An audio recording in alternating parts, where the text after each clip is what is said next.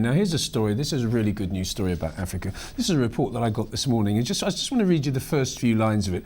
It says the following: if you have any doubt that an African country can emulate the best performance seen in emerging Europe or Asia over the past few decades, then please allow us to take you to Kigali to challenge these assumptions. From the ease of visa-free travel and a well-organised and hassle-free airport to the reassuring presence of police and security forces, streetlights, low crime, good roads and broadband due from the end of this month, we suspect there will be much to impress you. A side trip to see the gorillas, it says, would be helpful for the country's strong tourism revenues too. The author of this report is Charles Robertson, the MD and Global Chief Economist at Renaissance Capital, and he's on the line now from London. Charles, before we get into the bond issue, which is the main point of this story, you sound smitten by Rwanda.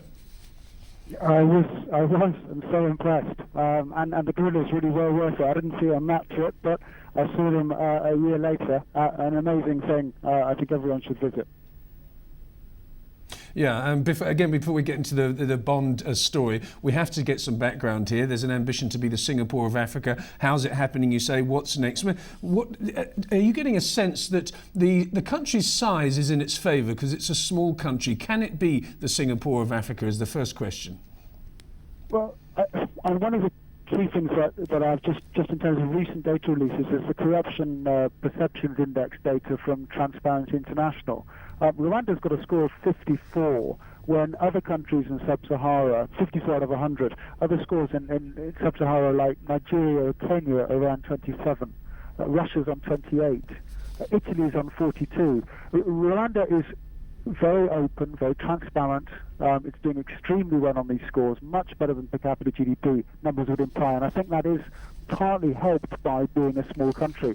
And again, it's very much following the Singaporean model: open, transparent, uncorrupt, and that supporting the growth story. Let's talk about the bond now. It's its debut in the Eurobond market. It's a $400 million offering. I think 6.87% is the yield. Why are they doing it? And why choosing a Eurobond? I think there's at least two factors. They're partly doing it because Rwanda's, ever since I visited, they've been insistent. They want to they want to stand on their own 2 feet. They do not want to be dependent on the donor community. They want to be taken seriously in their own right as an independent, strong country. And I think the bond is part of that. The second aspect is it helps attract investment. If you're a foreign corporate, multinational, thinking, why should you put potentially a factory or invest in Rwanda, being able to get what how market prices the risk is helpful. So I think this is partly about raising their profile in the world. And what sort of appetite will there be, or has there been, for this? Apparently huge. I mean, I've seen a figure, I haven't checked this, but the appetite, the bids for the bond was 50% of their GDP, which would be something like $3.5 billion of bids for a $400 million bond.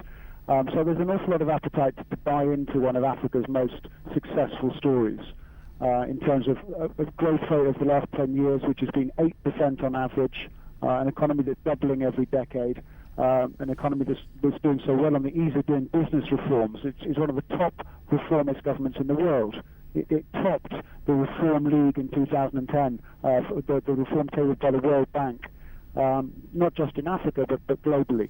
So accessing strong reform, strong growth, and I think that's what markets have been interested in, and diversifying away. And where else do you get yield? In Nigeria, 4.1% on their dollar bond maturing in 2021. It's about 5 to 5.5 in Ghana or Zambia. So 6.9, 6.8 in Rwanda you get a pickup and diversification. Do you think they've been a bit too generous? Well, in terms of their yield, well, they suffered because they didn't make it big enough to be included in various bond indexes. If it had been a $500 million bond, it would have been in indexes, and I've seen one estimate saying that would take 100 basis points off their interest rates. It would be more like under 6% if they'd included it. But they were arguing they didn't need that much money, and therefore they're going to be sensible. That's what they've been saying. It's a very good story, isn't it, Charles? And as you say, as I said in my introduction, rather frivolously, you've become smitten by the country. But there's a lot of lessons to be learned from this experience and from the success of this bond for other African countries. I think it's what every continent needs is an example of what can be done. With Asia, it was Japan. The beginning of the 20th century, Japan had shown that any country in Asia could emulate what Europe had achieved in the 19th century. And that spread, and as more and more countries have got policy right, it's become more and more obvious to other countries in Asia what to do. And I think Rwanda's example here of reform, it's not just a Rwandan story. I think there's officials in the Nigerian government who are doing an excellent job on reform as well. And I've been impressed actually by a number of officials across Sub-Sahara. But I think Rwanda's just could be one of those templates. It could be one of those beacons to show what can be achieved and to convince global investors that Africa's rise is sustainable.